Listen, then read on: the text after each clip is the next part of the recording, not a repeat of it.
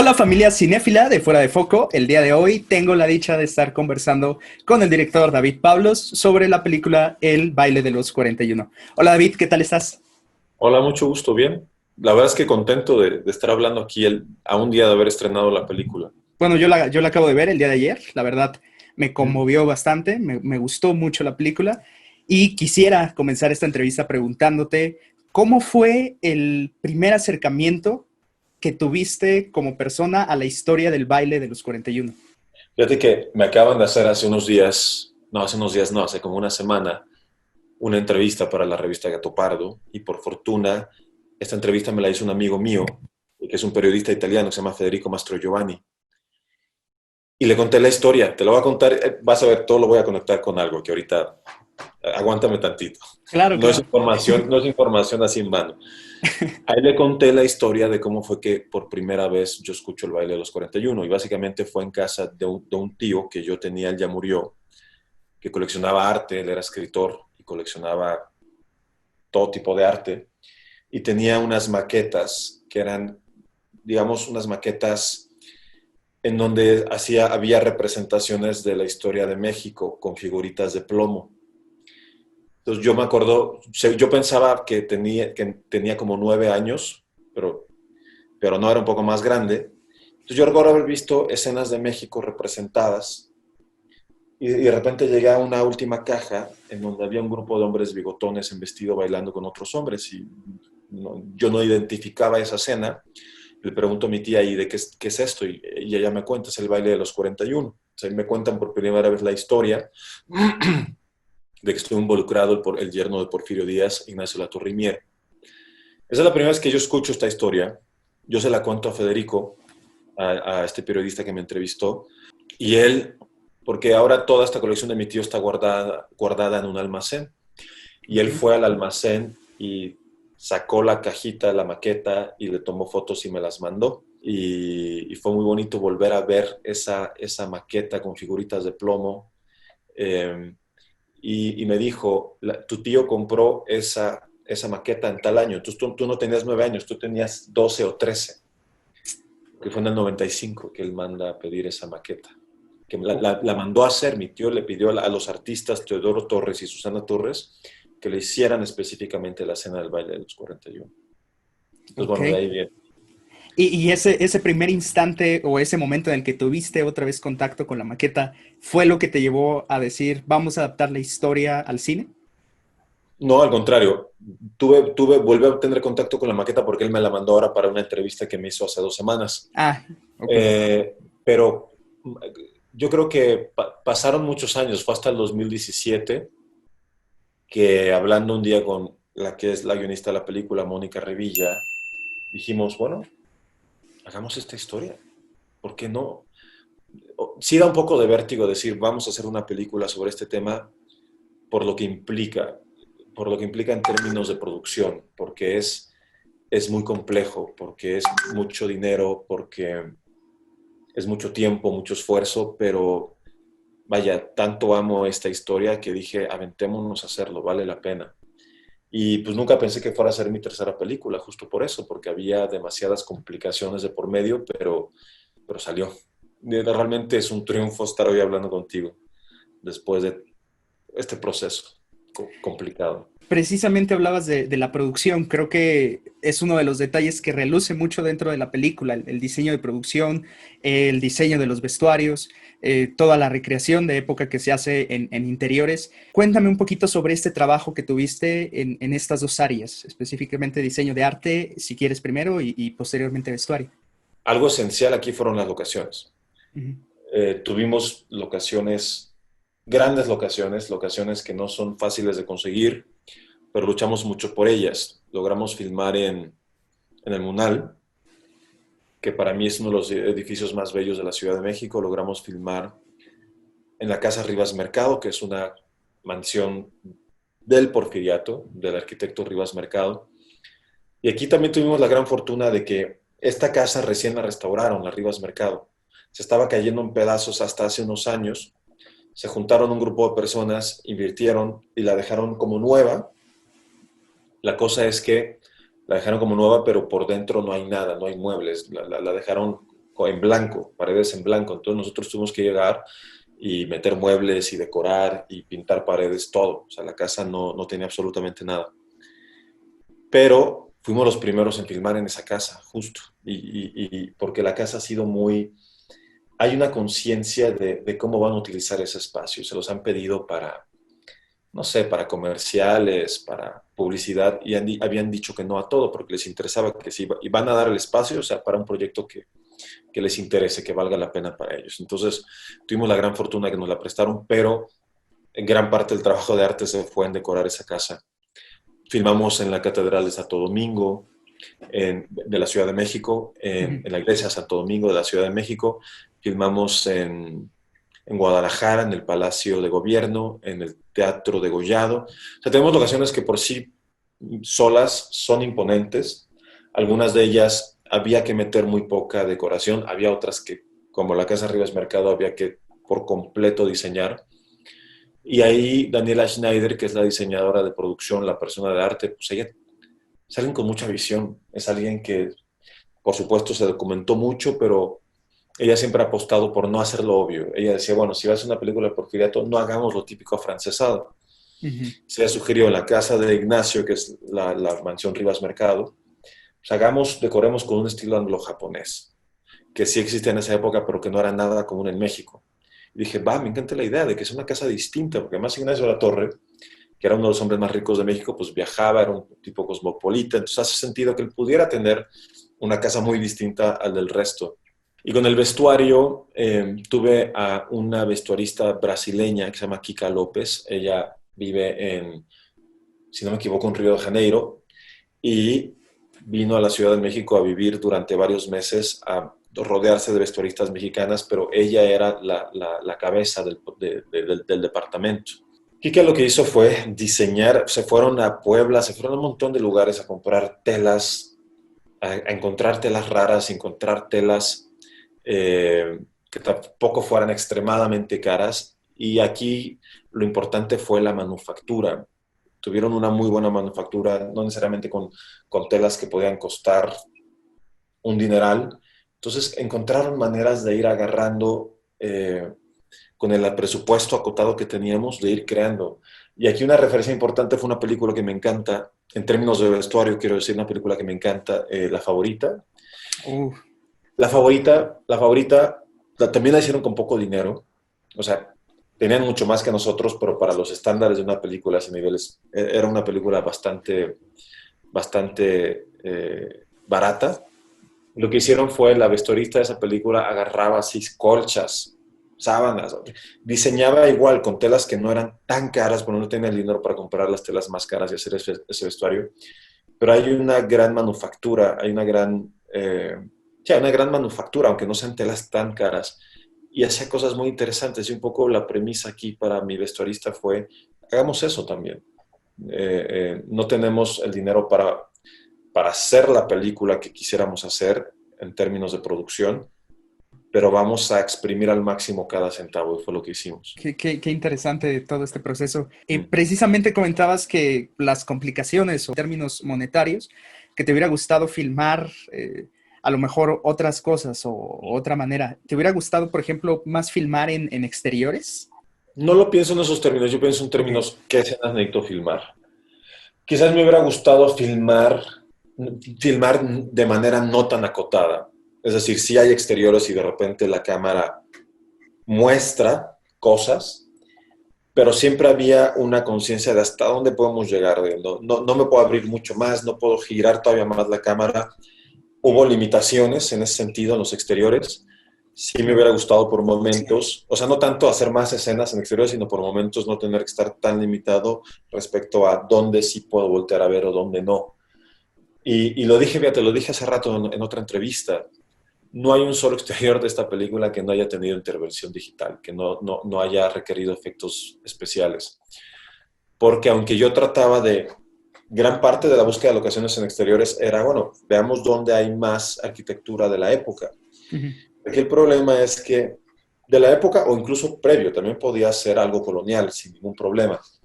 Pero incluso las zonas, digamos, más coloniales o las zonas más del siglo XIX, son muy pocos pedazos en las calles donde te vas a encontrar edificios, que no haya edificios modernos en medio, porque puedes ver uno o dos del Porfiriato y luego un edificio de los años 70.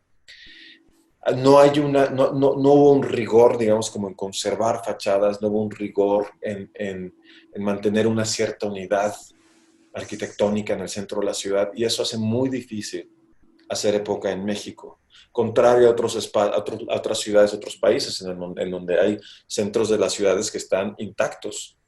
Tú nada más llegas y pones la cámara y listo, no tienes que modificar nada, no tienes, bueno, harás ajustes pues, pero aquí no había manera de hacer un solo exterior, incluso acotándome, como te dije, incluso diciendo, bueno, me voy a angular para no ver toda la perspectiva de la calle. Claro. Aún así, tienes alcantarillas modernas, postes de luz modernos, siempre hay algo que va a interrumpir. Entonces, pues sí, por más que lo intentamos, no hay un solo exterior de esta película que no esté intervenido digitalmente. Me comentabas un poco del diseño de producción, esta decisión que tenía Daniela sobre no contar las cosas de una manera normal o de la manera clásica. Ajá. Siento que la música también tiene un poco de esto. No sé si estés de acuerdo o cómo concebiste el Totalmente. apartado musical en la película. Yo eso también lo tenía claro. Yo no quiero que la música sea como la típica música de época sinfónica, respetando la época que retratamos. O sea, yo sí tenía claro desde el principio que quería salirme de la época con la música, de hacer algo que de alguna manera fuera un tanto más moderno. Entonces, yo ahora trabajé con dos compositores, Carlo Ayón y Andrea Valencia.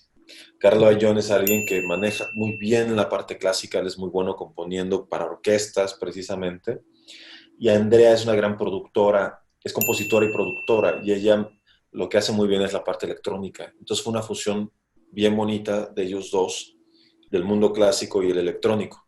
Entonces la idea fue, vamos a tomar la premisa de la música del romanticismo, de que es la música del siglo XIX, pero vamos a modernizarla. Entonces se recompone, o sea, se toman como ciertas formas de la música romántica, pero también con estándares modernos, y todo tiene un trabajo electrónico. No hay una sola pieza de la película en donde no haya manipulación electrónica. Todas lo tienen, y hay dos que son 100% electrónicas, que son la escena en la que Ignacio se viste de mujer.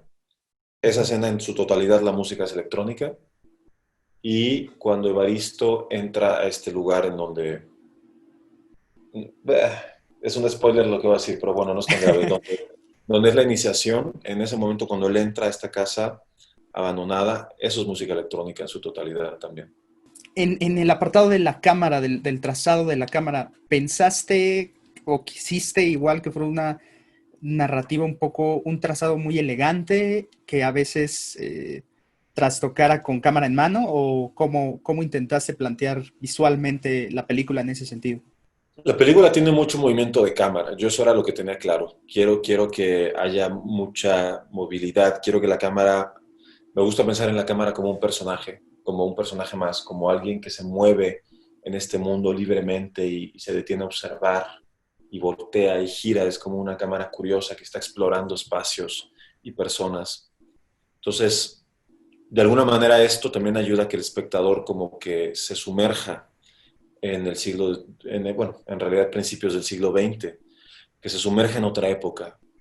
A mí me gusta la idea de que la cámara, de alguna manera, te digo, al ser eh, tan participativa, tener tanto movimiento, eso te lleva de la mano, es como si estuvieras viajando en el tiempo, casi como en un sueño, y la cámara te va transportando de un lugar a otro. Hay mucho de la película que está contado así, y para mí era una manera de trascender la época, pero también hay mucho zoom. Esto fue una propuesta de mi fotógrafa, y a mí me encantó la idea de usar zoom, porque sentía que es muy distinto hacer un zoom in hacia un personaje, hacer un dolly in, o sea, que el lente vaya cambiando y nos acerquemos sin que la cámara se mueva, a que la cámara se mueve y se acerca a un personaje. La sensación es muy distinta, y hay algo de ese zoom que es muy sutil y que me gusta, que es una manera muy elegante de empujar cosas en términos dramáticos, pues porque la cámara cuenta a la par de la historia, la cámara está contando cosas también. Y por otro lado, era un homenaje al cine de los 70 que a mí tanto me gusta, era un homenaje al cine de Luchino Visconti que yo amo y que él filmaba películas de época en los 70 donde estaba muy de moda usar el zoom.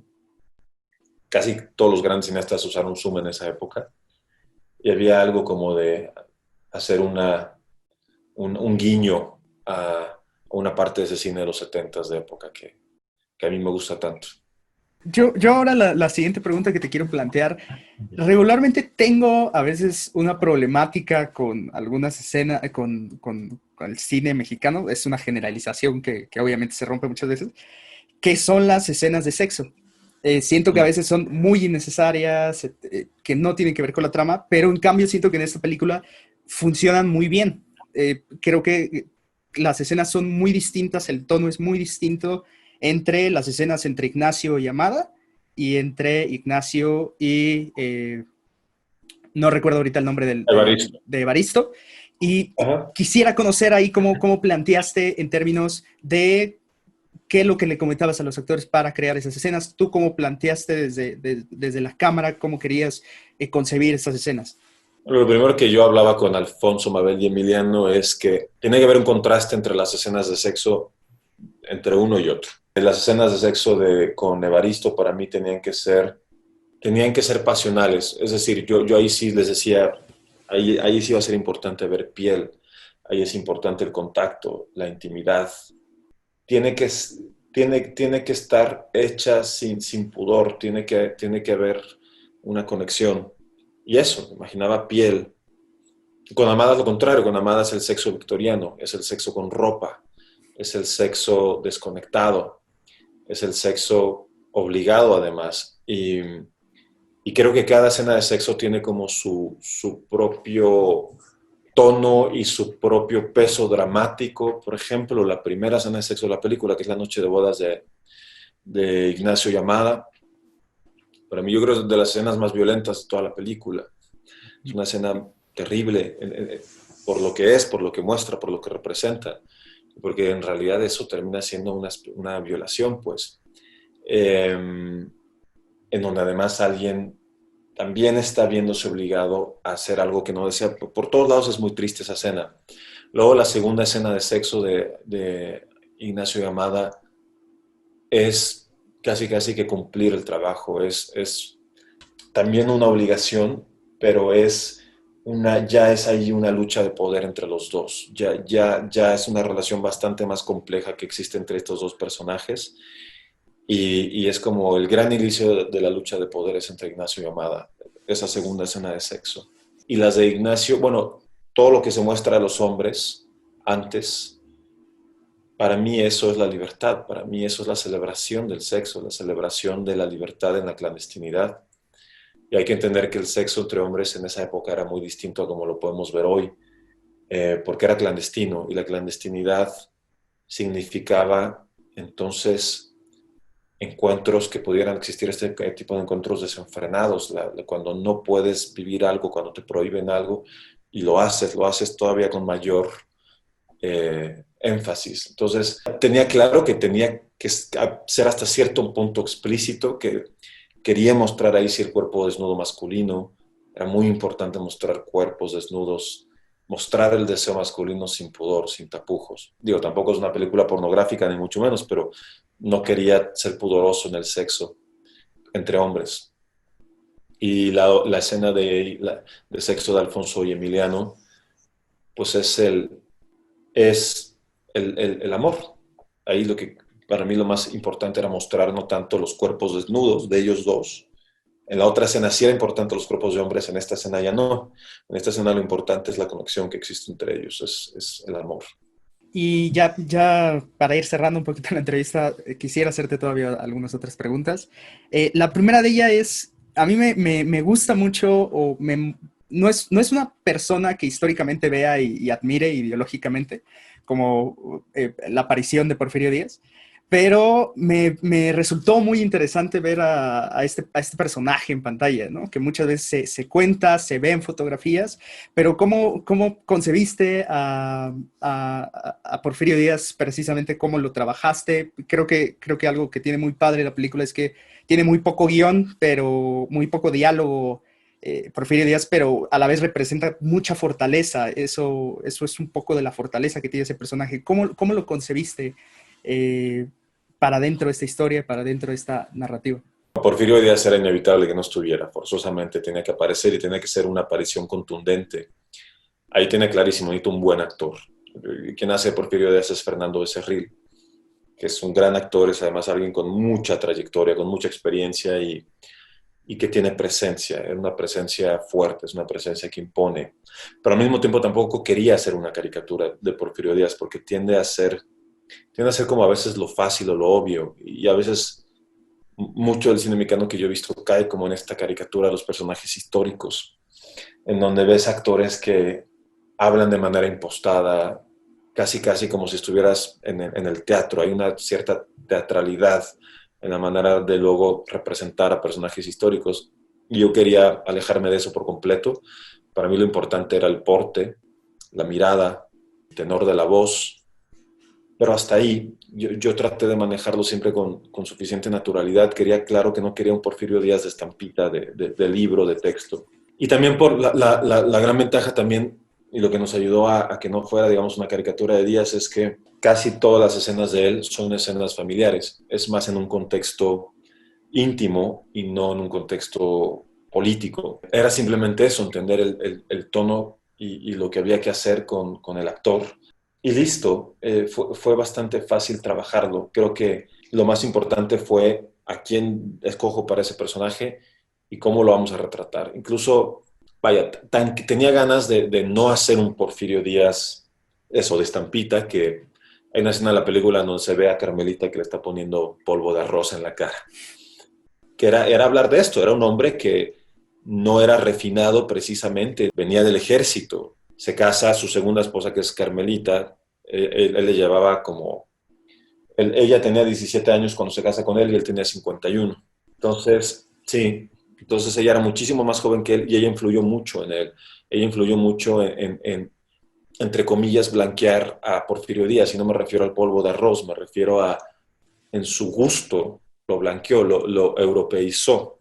Gran parte de lo que se atribuye al afrancesamiento del porfiriato no es tanto de Porfirio, sino del contexto de la gente de la que se rodea. Entonces, Carmelita en ese sentido viene a refinar a Porfirio Díaz en un entorno social. Y quería mostrar eso también. Qué interesante, fue bastante curioso e emocionante ver esta interpretación que hace de Porfirio Díaz. Quisiera regresar, ya como penúltima pregunta, quisiera regresar un poco a esto que comentabas sobre, me parece que mantienes una línea muy interesante, una línea que es muy difícil de mantener en una historia, que es mostrar o realizar una denuncia social de lo que se han enfrentado los grupos de la comunidad, pero al mismo tiempo también muestras a personas reales, quizá muestras a personas con sus virtudes y con sus vicios. Sí, Entonces, sí. quisiera preguntarte cómo te mantienes en esa línea. Yo creo que gran parte de eso viene desde el guión, desde cómo se Ok, están escribiendo los personajes. Y no mostramos, no mostramos ni a un Ignacio virtuoso, ni a un Ignacio que es un héroe o un mártir. Mostramos a un Ignacio con claroscuros, igual que Amada. Ninguno es totalmente víctima ni victimario, es una mezcla de las dos cosas. Y también ahí viene una lucha de poderes, viene una serie de deseos que ambos tienen y que en algún momento uno se pone en el camino del otro, hablando de Ignacio Amada.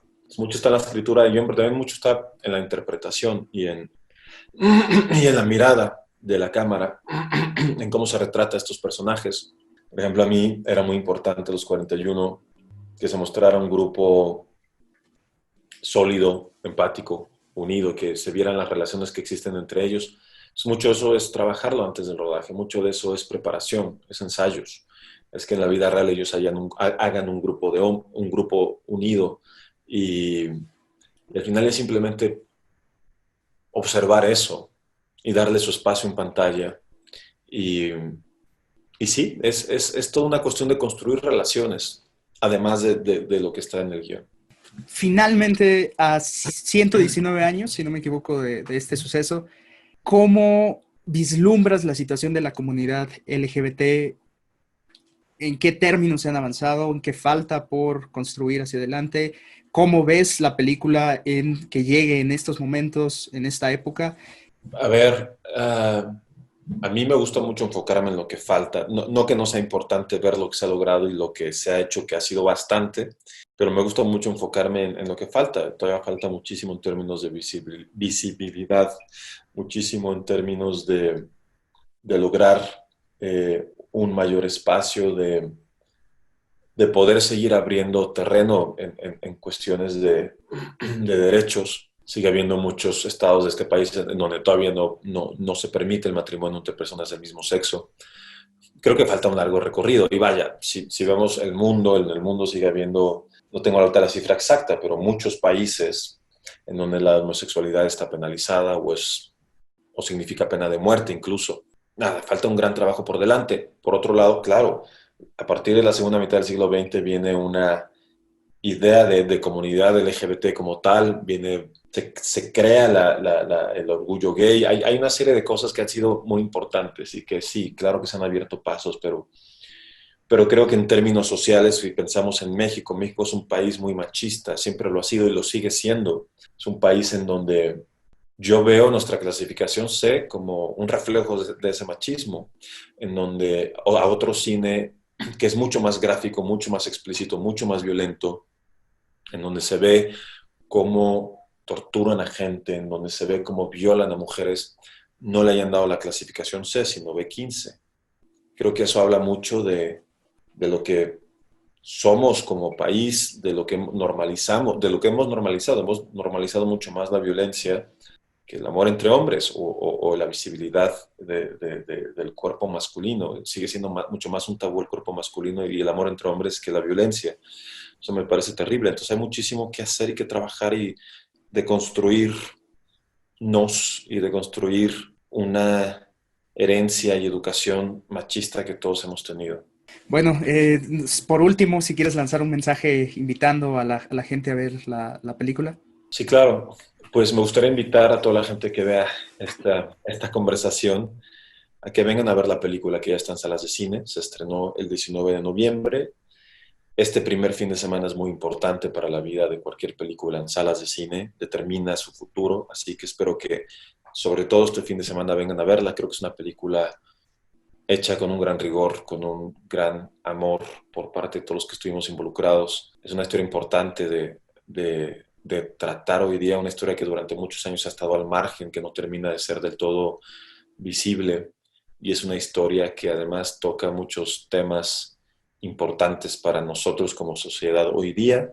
Y más allá de eso, de lo que representa, creo que es un buen entretenimiento la película y que merece ser vista en pantalla grande para que se valore todo el trabajo que hay en términos de producción, de vestuario, de arte, de fotografía y sobre todo de actuación. Ok, entonces ya saben, familia cinéfila de Fuera de Foco, muchas gracias David Pablos por la entrevista y por tu tiempo y por estas palabras tan bonitas, esta conversación tan interesante. Un placer, Alejandro. Hasta luego. Mucho gusto.